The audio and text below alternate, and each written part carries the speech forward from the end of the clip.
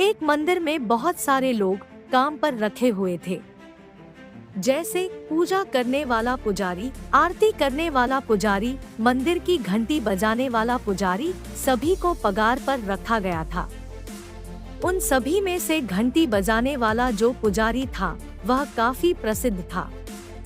उसका कारण यह था कि जब भी मंदिर में आरती होती थी वह पूरे भक्ति भाव में मग्न होकर घंटी बजाया करता था।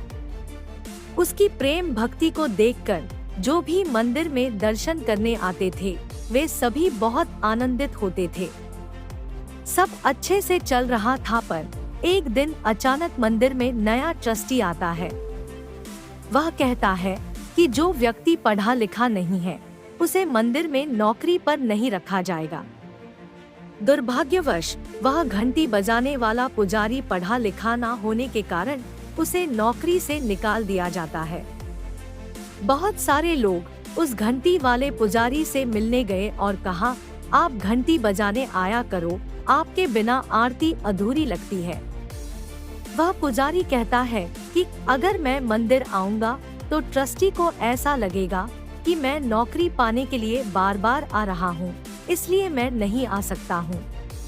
लोगों ने कहा, तो आप मंदिर के बाहर दुकान शुरू कीजिए, हम सभी आपके यहाँ से सामान खरीदा करेंगे, जिससे आपकी रोजी रोटी चलती रहेगी और आप नियमित रूप से रोज मंदिर में घंटी बजाने के लिए भी आ सकते हो। घंटी वाले को ये तरकीब काफी अच्छी लगी और वह एक दुकान शुरू करता है और भगवान की दुआ से दुकान बहुत ही अच्छी चलने लगती है। वह कुछ सालों में मालामाल हो गया। कई सालों बाद एक नया ट्रस्टी आता है। वह सोचता है कि क्यों न मंदिर को और भी बड़ा बनाया जाए।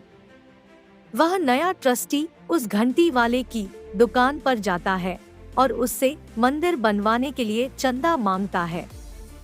घंटी वाला बिना सोचे समझे 10 लाख रुपए का चेक बना कर दे देता है। ट्रस्टी आश्चर्यचकित हो जाता है क्योंकि उस चेक पर उस व्यापारी का अंगूठा लगा हुआ था।